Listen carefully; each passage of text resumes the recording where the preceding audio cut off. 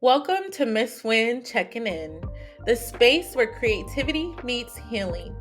Here, we explore the path of mindful expression through the lens of writing, wellness, and soulful storytelling. Take a moment to pause and ask yourself, how are you feeling right now? If you're watching this on YouTube, drop an emoji in the comments to represent how you're feeling. And then let's check in at the end. Let's take a deep breath, tune in, and prepare to create from within. Hey, this is Miss Win checking in, and I'm back with another meaningful episode. Today, I am here with Kristen. Today we're talking about self expression and mental health. What do you know about that? Well, thank you, first of all, for having me as your guest. I'm really honored to be able to be here and especially be able to talk about this topic of mental health.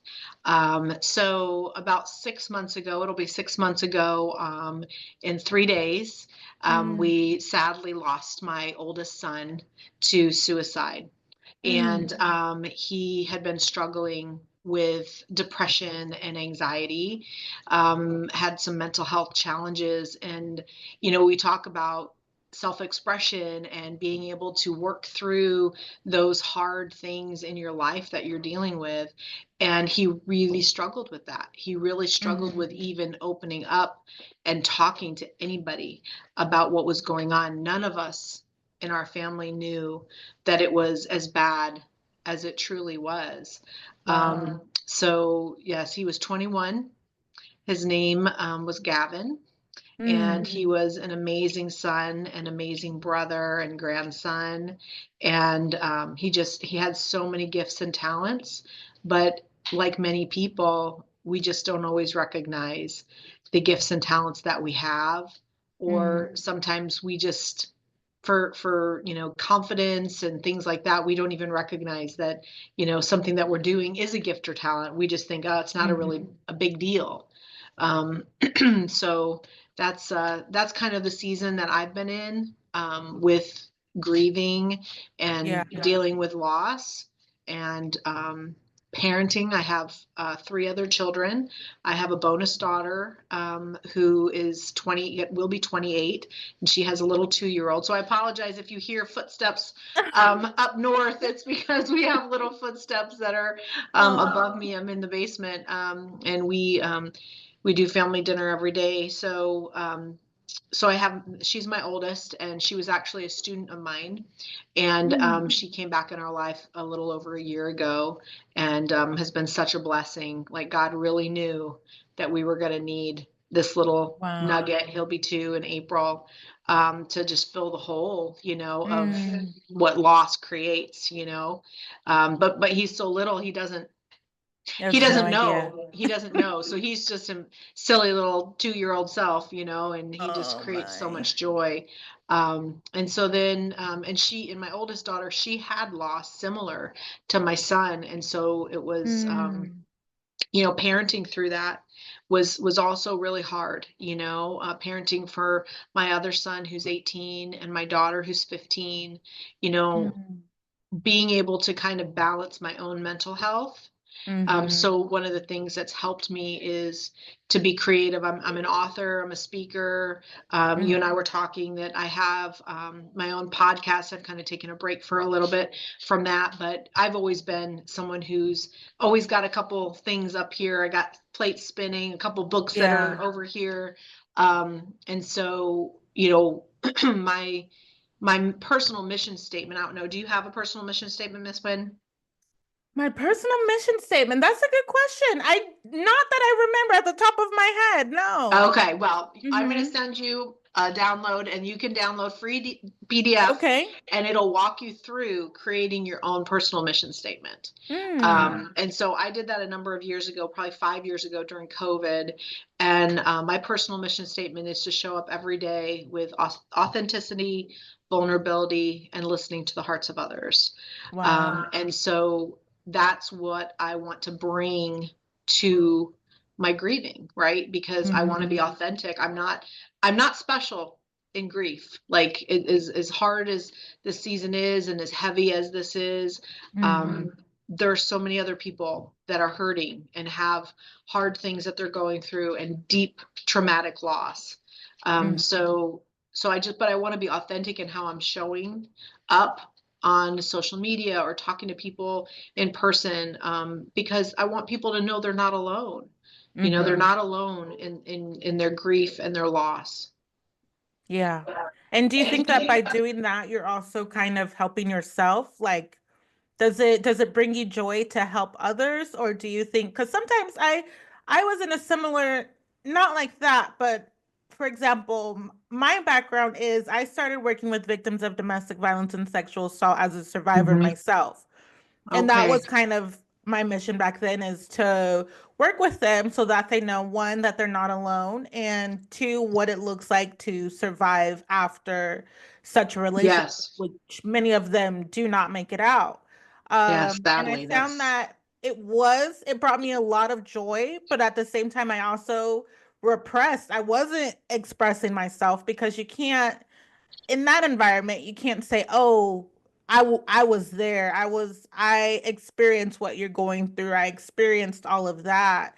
And so it was helpful, but then it became hurtful because I couldn't express myself. Do you get what I'm saying? In a way that was, it was like, okay, so at one point it just got to be too much. And I had to like leave that field and do something else. I've always carried just that mental health with me. And so my question again was, like, do you find that this is helping you to help others who are also going through grief? Um, and I'm assuming that it does, because you're able to also express yourself probably openly, than instead of like in my situation where it's like you can't really tell people your story. Yeah, I think, I went to a women's conference this weekend. An amazing speaker, Catherine Wolfe. If you haven't heard of her, she has a Mm, podcast herself and a whole platform called, oh my gosh, Healing Through Hope. I think, I'm sorry, I'm going to mess that up. But she has a book called Suffering Strong.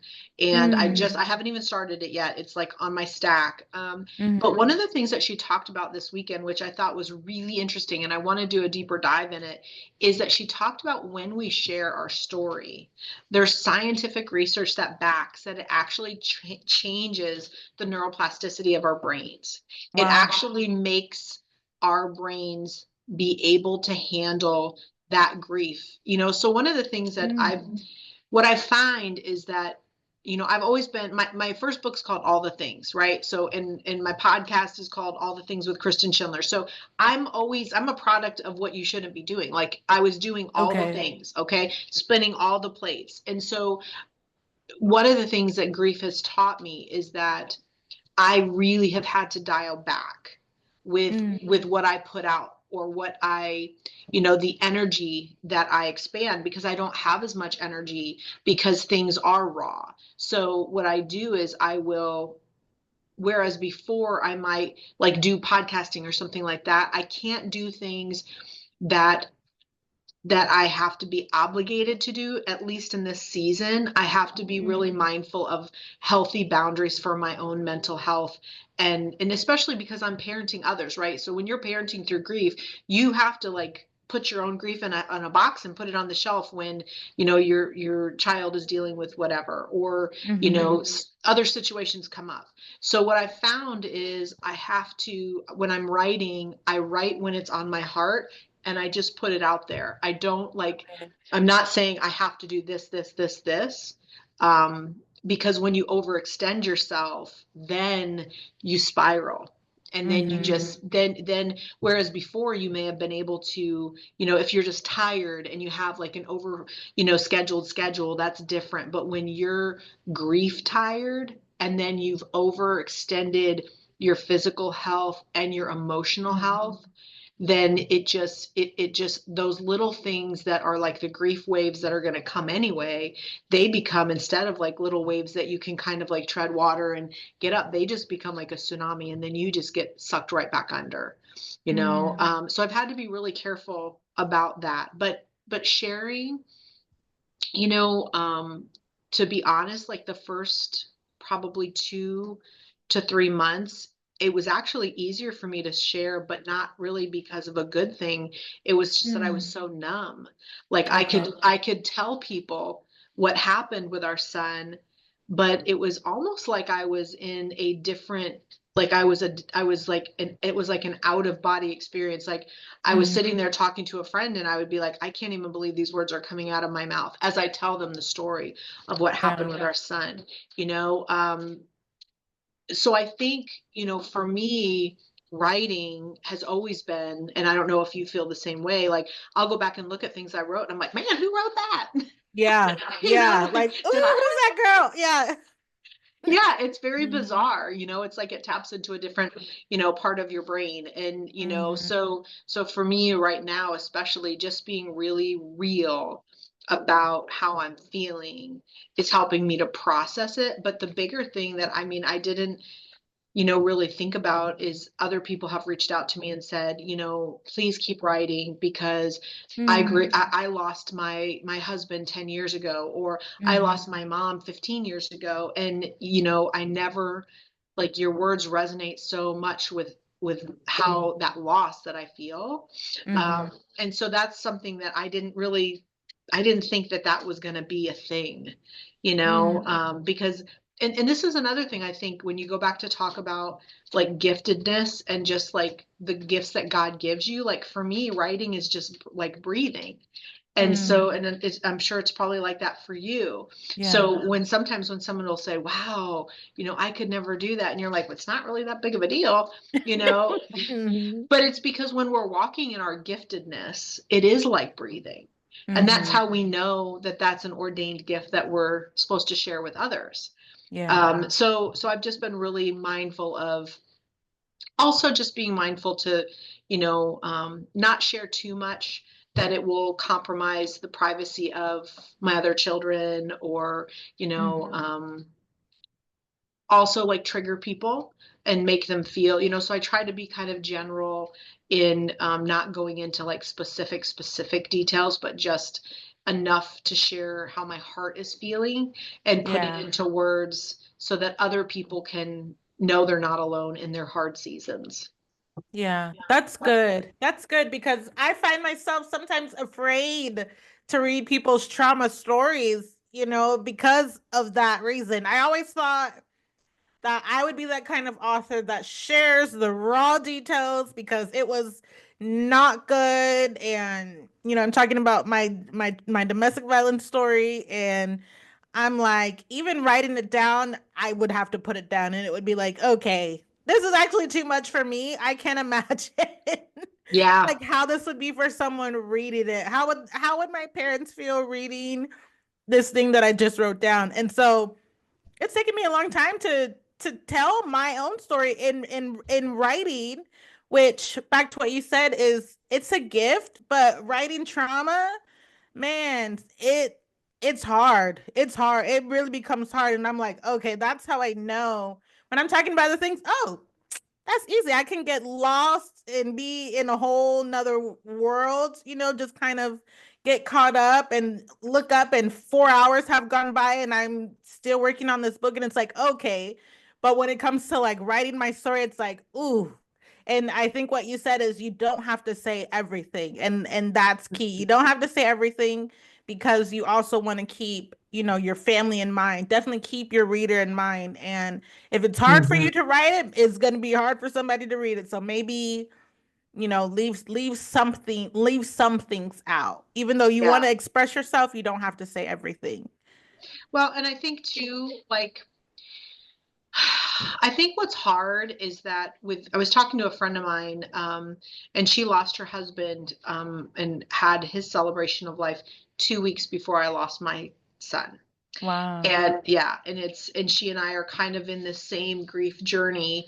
Um, the analogy that I used with her the other day is that grief is so hard because as much as I want to like explain and tell the story, Mm-hmm. it's kind of like birth stories, right? Like every baby has a birth story, and I have three biological children and they all had different birth stories, right? And I can express that to someone who's had a newborn, Mm-hmm. right?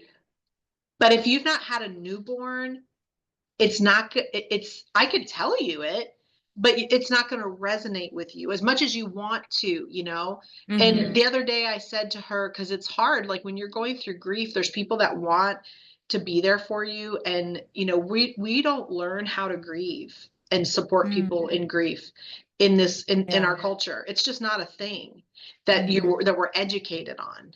Right. And the irony is, right, we're all gonna go through it Yeah. Yeah. because you know we're all gonna die, which Mm-hmm. means that somewhere along the line people that love us are going to grieve our loss. Mm-hmm. And so, you know, but if you and I were sitting at a table and you and I spoke a foreign language, and let's say we spoke Mandarin, I don't speak Mandarin, but if you and I were Mm-hmm. across from each other at a coffee shop and I was crying and you were, you know, wiping tears away and I was telling you this story in Mandarin, and another couple, you know, two other girls were next to us having coffee, and they could see that you and I were crying and we were really upset, but they couldn't understand what we were saying because it's in Mandarin and they don't speak Mandarin. They would want to like comfort us. They would feel badly, but they wouldn't know what to say because they Yeah. have no idea what's going on. And I feel, and grief is kind of like that because unless you have gone through, you know, loss, and even when you've gone through loss, like I have friends that have lost, you know, children, but they've not lost a child by suicide. And Mm-hmm. so they can comfort and they can be supportive in how their loss was and have sympathy and empathize, but they also know that there's so many different layers to Yeah. my loss that make it different. Just like for you for domestic violence, right? Mm-hmm. Like if you know, there's people who go through domestic violence and they're single and then they get out and there's no children involved, you know, and then there's other people that, and it's a short period of time, right? It's a short period of time and they're like, I'm out of here. And then there's Yeah. other people that have, you know, one child, two children, multiple children, you know, they're have children and they're taking care of elderly parents or, you know, whatever. And so it makes that story so complex. So even though you talk to another domestic violence survivor, Yeah. it's still different, you know. And so I think that's what also is difficult because, you know, when you have those different layers, trying to write it all down, and our brains want to make sense of stuff. And with suicide, there's so many unanswered questions Yeah. that we just can't, we'll never know the answers to them this side of heaven. We just Yeah. won't. So accepting that, you know, so it's different than someone who loses, you know, a child to a car accident. It's still a horrible loss. Like you want your child back. But if Mm-hmm. there was icy roads and and someone goes off the road and their child or their loved one dies in that manner, then it makes sense. It's still horrible and it's still such a loss. But Mm-hmm. with suicide, there's so many unanswered questions, and there's guilt, and there's, you know, there's so many things that go hand in hand with it that it's really, really tricky to navigate. Mm-hmm. And so just being able to verbalize the stuff that other people can understand helps me, even though I know that at the depth of what our family is dealing with, because there's so many layers to it, it's just, unless you're in our inner circle and you've been in that situation, Mm-hmm. even if I tried to write it, you still You probably wouldn't wouldn't get it. Yeah. understand. Yeah. Yeah, Yeah. Yeah. Wow. Woo. I know. It's heavy. It's heavy. It's heavy. Yeah. And like it's the layers. You could only and so you probably couldn't even tell it all if you wanted to. You No, probably couldn't even express it all in writing and in even in no. words if you wanted to. It's just Well, and you know what happens is you know, I think the mental health aspect of it is we explained it like when my husband and I spoke. My son's celebration of life video is on YouTube. We had it streamed. mm, Mm-hmm. And the last I checked, 5,400 people had watched it, Wow. and people all over the world, the UK, Germany, Mm. Scotland. Um, and I did put like suicide awareness, mental health, men's mental health, Yeah. but, you know, one of the things that what we said in the celebration of life is that my son's pain didn't end that day. It was Mm. really like being on a relay team for sprinting. And Mm. and he just passed the baton to myself and the rest of our family and everybody who loved him, like all the Mm-hmm. ripples of people. But what happens is, because he didn't have the wherewithal to deal with his mental health in a healthy way. And we always encouraged him to. We told him to, we given him numbers for counseling multiple times. And, I don't know how old your children are, but, once they hit a certain age, you can't make appointments for them anymore. It's not allowed Okay. unless you have a medical power of attorney. Like, so Mm-hmm. if your daughter went away to college and she was struggling and she said, Mom, I'm really struggling, and you were like, look, I'm going to find a counselor near you, and I'm going to get you an appointment. When you try to call, you can't do Mm-hmm. it. And Wow. my husband tried, and they said, your son's going to need to call. Well, when someone's not well, They're not gonna be calling. Yeah. they're not going to be calling. Mm. It's like someone who's struggling with their weight. They're not going to go join the YMCA. Yeah. And it's hard because it's a Mm-hmm. choice, right? And so, but when it's mental health that's holding them back, if they couldn't walk because their legs were paralyzed and they couldn't get to, wherever, then they would need assistance to do that. Mm-hmm. So anyway, that was tricky because we couldn't get him the help. It was available, but he didn't take it. So we have to make sure that we take care of our mental health, but we also share with others the importance of telling people, reaching out to others. Mm-hmm. He was very active on gaming, and when we got his phone back, we weren't sure, what exactly happened as to why he took his life. Mm. There's lots of things in the media now where kids and teenagers, they get involved with people extorting them and things like that, and Mm-hmm. so the police took his phone and really did an investigation to try to give us some answers. Nothing. There was no communication with anybody. And when I got his phone back, I kind of made that my mission to go through all of his social media accounts to see for myself, like, did he reach out to anyone? Mm. Did he have somebody that he confided in? And he didn't. He was always the one who gave everybody else advice. He, Wow. he was always the advice giver. And so what I did was I made it my mission to go through every one of his contacts that he had had any kind of chatting with. And I Mm-hmm. kind of just wrote a canned text, and just sent it to them and said, this is what happened. Here's his celebration of life. We Wow. believe in the hope of heaven, that, he's at peace. And thank you for being his friend. And if you ever struggle yourself, please reach out to others, because our Yeah. family, it's devastating for us and our hearts are forever broken.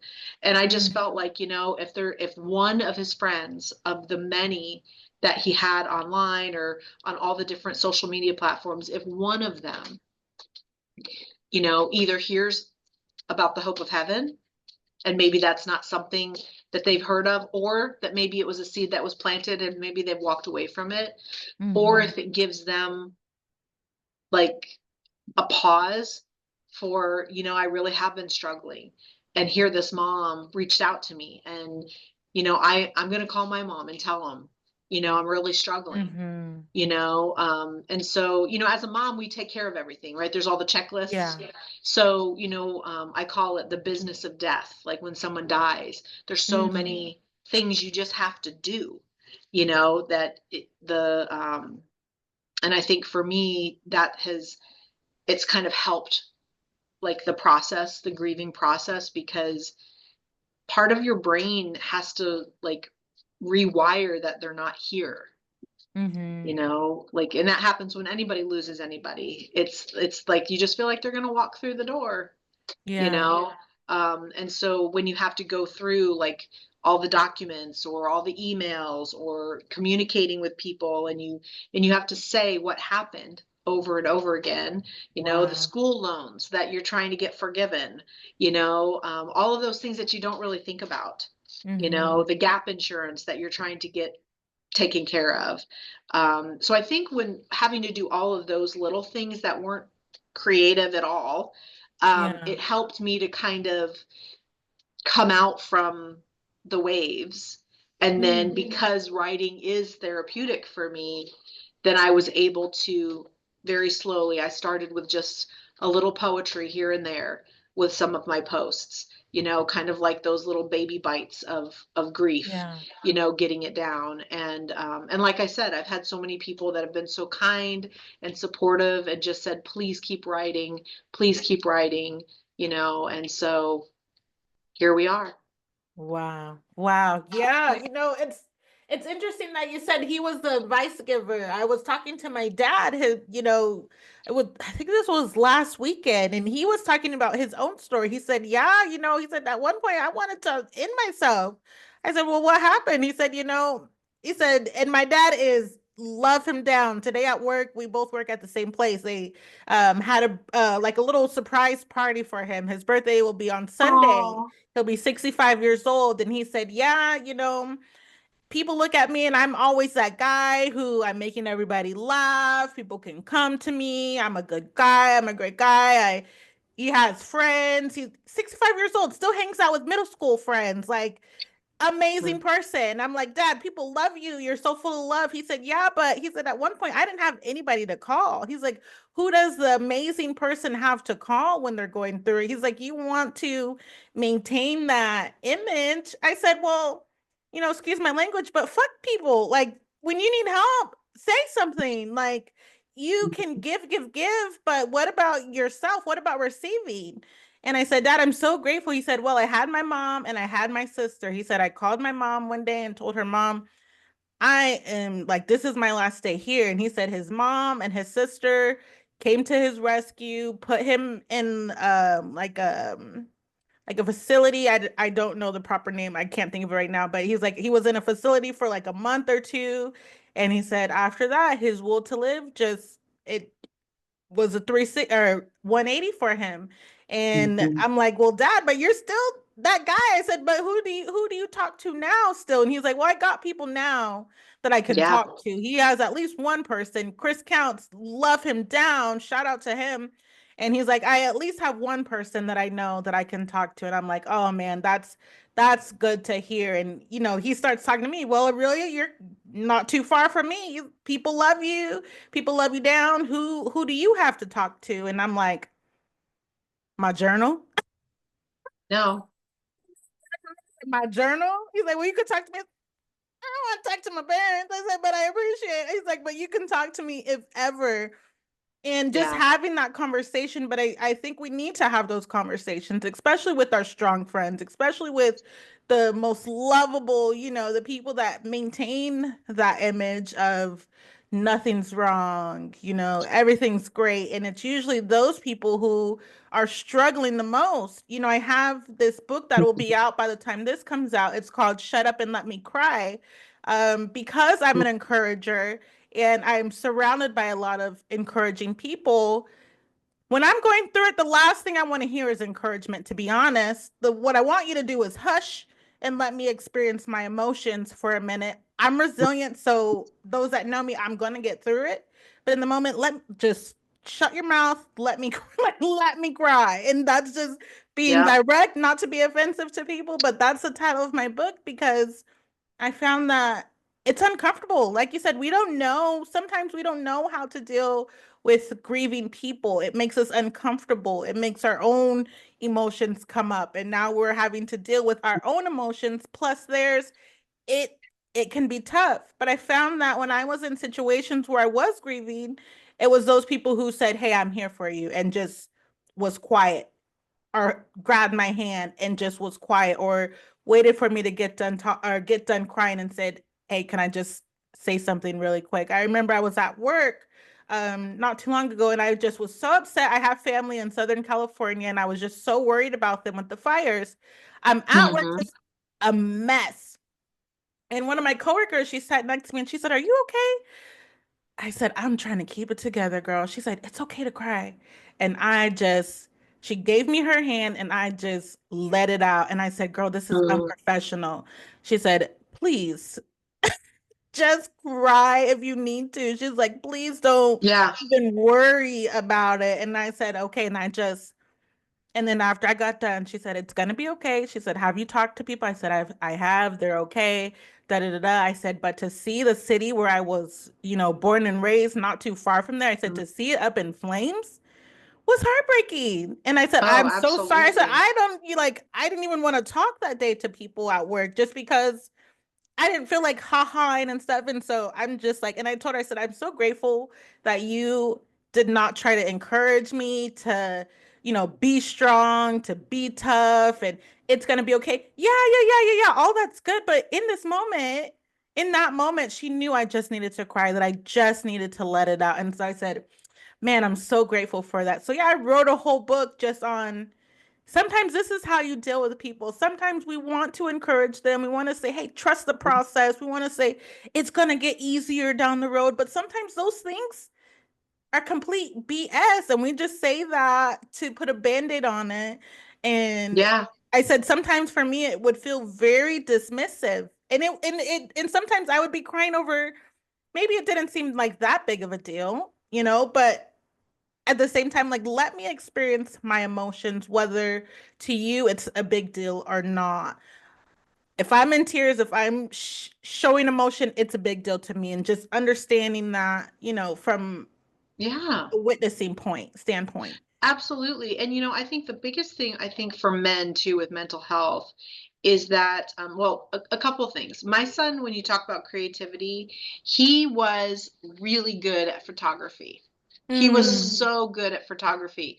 And we didn't even know how good he was because Wow. sometimes he would share some things, but he never was like, "Hey mom, take a look at what I did here." And it's only been in his loss that his phone is synced with mine with his email. And Mm-hmm. so like you get like Google memories that come back, and so I get things sent to me like, "Here's your Wow. memories." And so like when I click on it each day, I don't know if it's going to be my memory or his memory, Wow. but his photography was just stunning. And he captured things like he would take black and white photography of like his car or just his friend's truck, and he had such a way with capturing both the dark and the light. And I Mm. feel like but that was what was inside of him, right? Yeah. Was that dark and the light, the sadness and the joy. It was like he was Mm. able to see that in photographs because he could Mm-hmm. see it in his soul, like in his heart.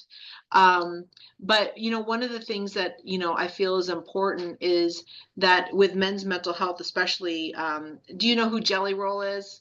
Mm-hmm. Yeah. Yeah, so I was just hearing his interview. His song he just sang with Brandon Lake.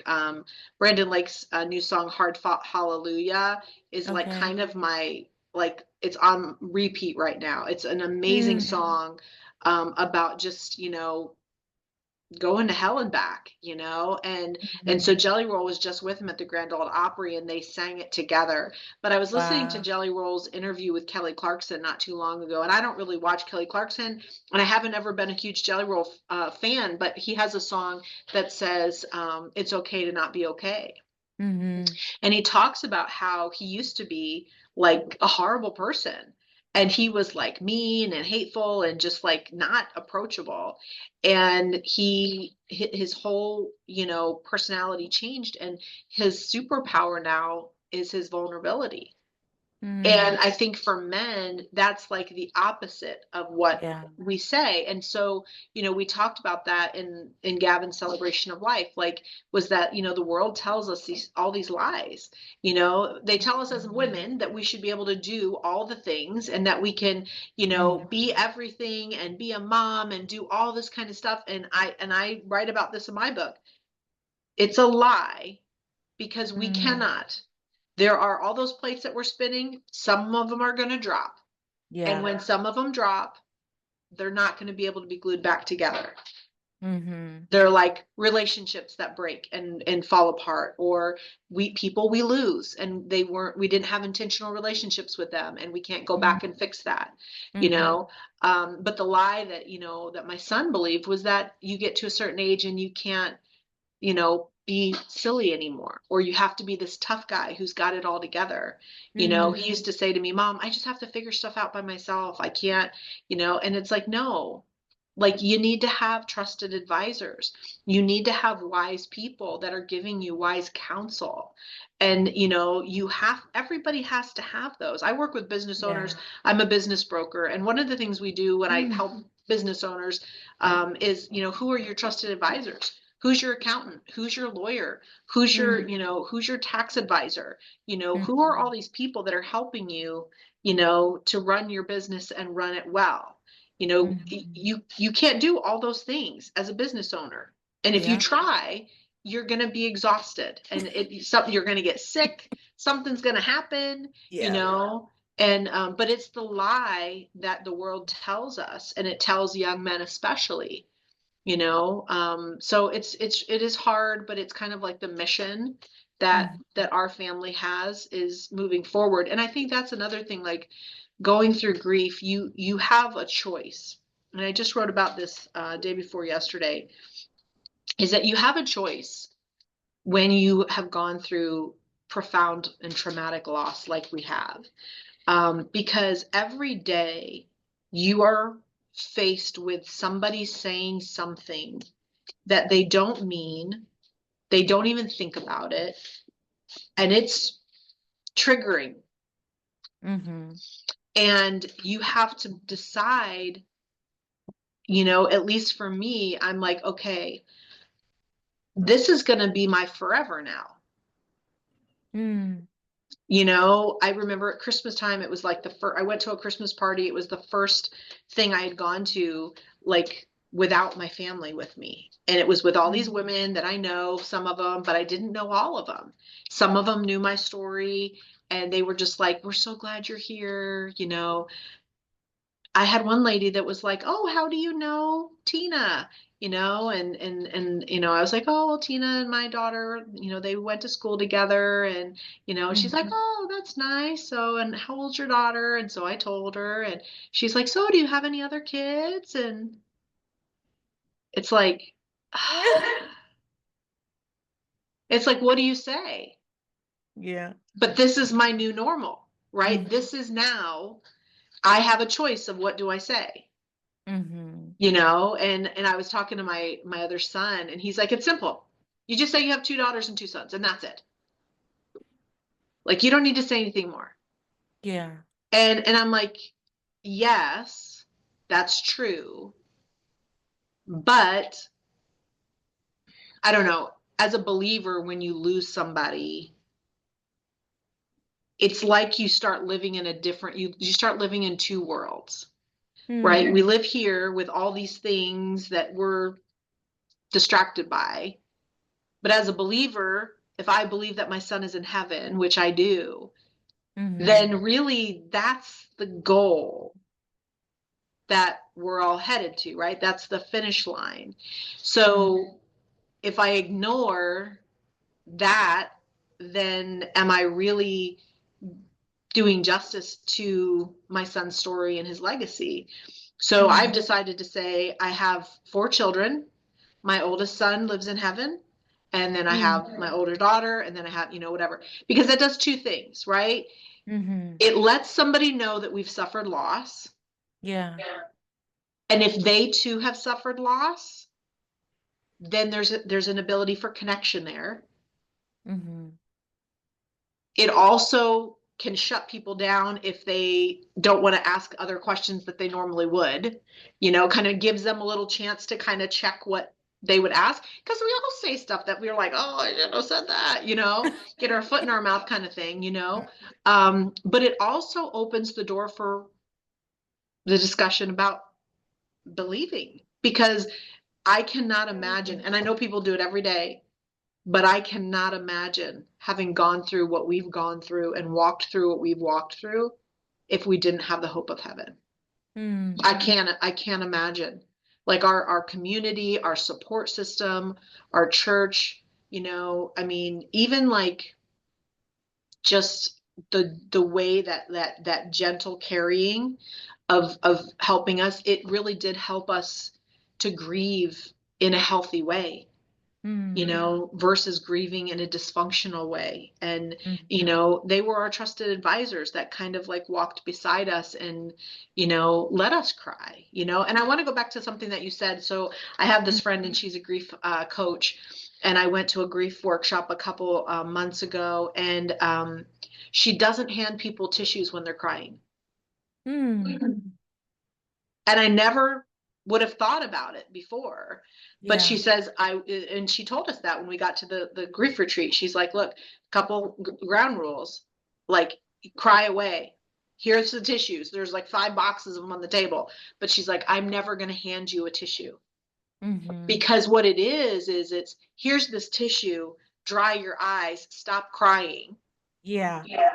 Because it's, you think that it's a kind gesture, but really it's a self-serving gesture in a way, because you're hoping the person stops crying because it's uncomfortable, Mm-hmm. you know and I think, having people that will sit with us in that quiet and Mm-hmm. just let us wail, like it takes a special friends. Yeah.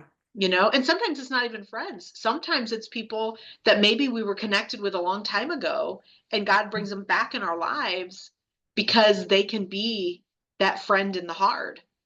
Yeah. Because it's not, it is exhausting to walk side by side, lockstep with someone through grief. Mm-hmm. It's hard work. And we're grateful for the people that have been with us, because, it's, Yeah. yeah, Yeah. because it doesn't really get easier. That's what, Mm-hmm. that's kind of another Right. myth and another Right. lie. Well, it gets easier with time. It'll get easier with time. Hang on. It's like it doesn't though. No, you just It get doesn't. stronger. You get Yeah. stronger and you can carry it easier. Mm-hmm. It's kind of like when you have a newborn baby, like I remember when I had Gavin, and I brought him home, and I'd held other people's kids, and then you give them back, Yeah. whatever. But then you're like holding your kid and you're like, man, you are only 8 pounds and my back is hurting and my hips are hurting. And, you're just like, Yeah. but then as they grow, you get stronger, right? You're picking that Mm-hmm. toddler up and you're Mm-hmm. holding them or whatever. It hasn't gotten easier. And as a matter of fact, every day they've actually gotten heavier. Yeah. You've just gotten stronger in Mm-hmm. your ability to carry them. And it's the same way with grief. It doesn't go away, Yeah. because your love for them doesn't go away. Mm-hmm. So grief therefore cannot go away. It just Yeah. doesn't look the same. Do you think you get stronger just by living, or do you think you get stronger from how do you get stronger from that? Because I think some people they don't get stronger, they just crumble. Do you think it's your faith? What made you strong or what's making you stronger? I definitely put faith as number one. Mm-hmm. Um, I think I think you just have to have hope. You Mm-hmm. have to have hope that, and you have to be willing to look at life, because it's not the same anymore. Mm-hmm. You know, that same speaker that I went to the other day, she said something so powerful, because she had had a stroke, and she's in a wheelchair. She's had a lot of health Mm. issues. And she said, people always they want to pray for complete restoration for my body. Wow. And she's like, that's not going to happen. But that doesn't mean that healing is not going to happen. Right. Mm. And so the same with me, like, it doesn't matter how much you pray for me, Miss Wynn. Yeah. You cannot bring my son back, Yeah. but you still could pray for me for healing. Right. And how does that happen? Well, because Mm. I have to have hope in a future, because if we believe that God says he has plans for our future, that Mhm. we then look at the world in anticipation of those promises being fulfilled, not the way that we thought they were going to be. Mhm. Things we have never even knew. Like my grandson, 2 years ago, we had no idea 2 years ago that he was going to be in our lives. Mm. No idea. We didn't even he wasn't even here yet 2 years ago. Mhm. And my daughter didn't even live here. She was in a completely different state. But God knew what was going to happen to my oldest son. He knew. And so Mm. therefore, here enters into this our world this little tiny baby, and now he is such a joy bringer, that it's healing, but you have to be open Mhm. to it, right? You have Yeah. to be You're not in control. When you recognize you're really not in control, then it's easier, Mhm. you know, to go along and not fight it. If you're on a roller coaster, if you're like, oh, tense, tense, tense, tense, tense, you are not in control of anything. You better just put your hands up and just be riding, because there's nothing, you have Yeah. no control over it. Hanging on tight. Yeah. Yeah, Yeah. absolutely. Mm. But one of the things I was telling you that I really try to listen and be obedient with what things come in, because I'm a creative person like you, and so I'm like, oh, that sounds Mhm. like a great idea. Oh, that sounds like a great idea. And oftentimes that can distract us from healing, Yeah. because it just fills the space. Mm. And Mhm. because sitting in the quiet with someone, yeah, we're sitting in the quiet and letting them cry, but when we have to sit in the quiet, it makes us have to think about all the things that Yeah. aren't really pretty on our inside, right? Um, but I do feel like one of the things that other people sharing their stories of hope and in being vulnerable really has helped us to not feel alone as much. You do Mhm. feel alone. I mean, you just do, Mhm. especially because your story is your story, and not anybody really truly understands that perspective. But just people being authentic and vulnerable and sharing their hearts and sitting with us, and people that we don't even know, like people that we know saying, hey, I really would like you to introduce you to this person. Like, their story isn't the Mhm. same exactly, but they also lost a son, and so you would be able to relate to them, and like them making that connection, that they Yeah. don't have to do. They don't have to, make that little Facebook connection or whatever introduction. Mhm. Um, but that kind of leads me to what I feel like is my next journey. The kind of like we took his clothes, and we used to homeschool for the last 7 years, and so my Mm. homeschool co-op reached out and said we'd like to put together a quilt. So when you feel Oh, the that's time is nice. right, take some Mhm. of his clothes and we'll put it together in a quilt. And it made me start thinking about like the patchwork of a quilt, and putting those Mhm. things together. And I look at like I have so many people kind of make fun of me that I know so many people. And it's kind of like a running joke with my group of friends. But I moved around every 2 years as a military brat.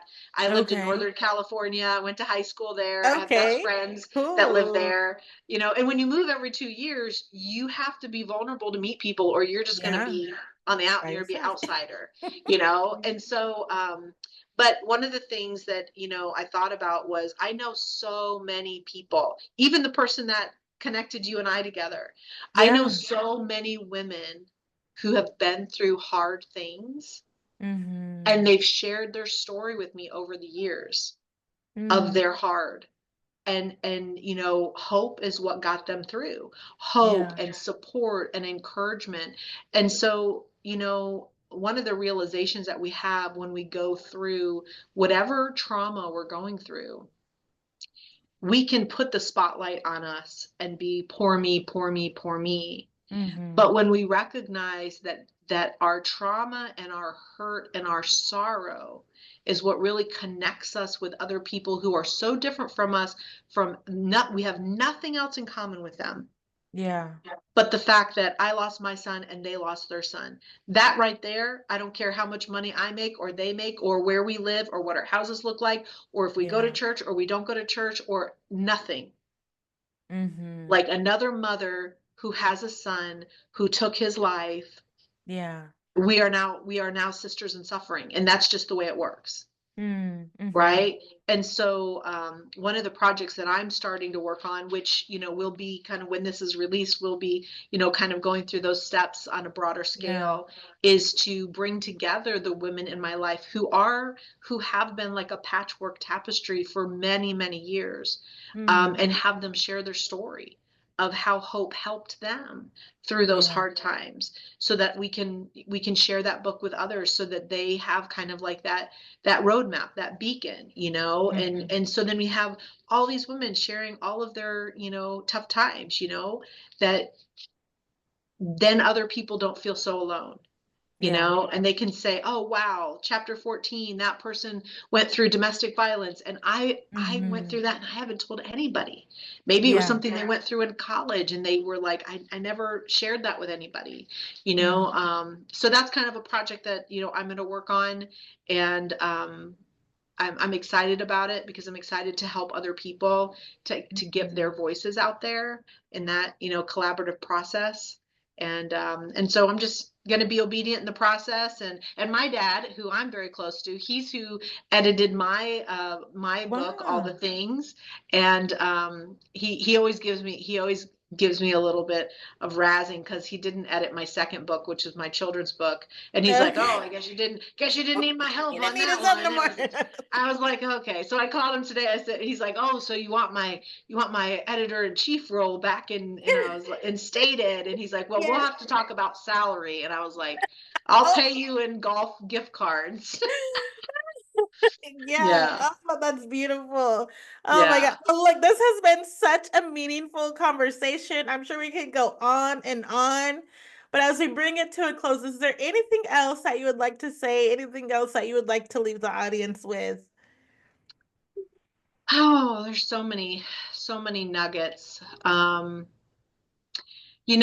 think if you have children, the hardest part of having children is, we raise them from the time they're little and when we bring them home, Mm-hmm. it's our duty to keep them safe. We're literally saving them from themselves every moment of every day, not Yeah. putting their fingers in light sockets and walking across roads and, you know, um, but there comes a time as parents that our children are going to make decisions on their own. And as mothers, we can't allow that to be our identity. We Mm. have to have our identity rooted in what God is asking us to do. Because if my identity was just that I was Gavin's mom and it was my job to save him, Mm-hmm. well, then I failed, Mm. right? And we know that that's a lie. Right. That's a lie that, that I don't believe. But there's a lot of people out there that think, oh, if I just do this, if I just love them enough, then everything's going to be okay. And that's unfortunately not true. We can love them enough and it can still not be okay. And it can still Mm-hmm. not be enough. But that doesn't mean that we didn't love them and love them well. But I also want to say, like, have the hard conversations. Yeah. Go there. Say, are you feeling like you want to hurt yourself? Are you feeling desperate? Are you feeling hopeless? What are Mm-hmm. you thinking about? Like, do the research, because if you don't want to have to live with that on the other side if you have someone who's struggling with mental health, because I promise you, you will deal with that. So have the Yeah. hard conversations with your children, with your loved ones now, and and let them know you're their person. You can sit with them in the hard, and it might not be okay today, but it will be okay. Mm-hmm. Yeah, yeah, yeah. And that right there is a message of hope. Like you've been saying just this throughout this whole episode is just that hope, that will to live. I think hope is tied to the will to live. Hope for another Yep. day, hope that things get better and just with that, Hope in I the mean, hard, yeah, because we all have the hard, yeah. so try to be that beacon of hope for others. Just Hmm. shine that light and, let them know, like, you've gotten through every day thus far.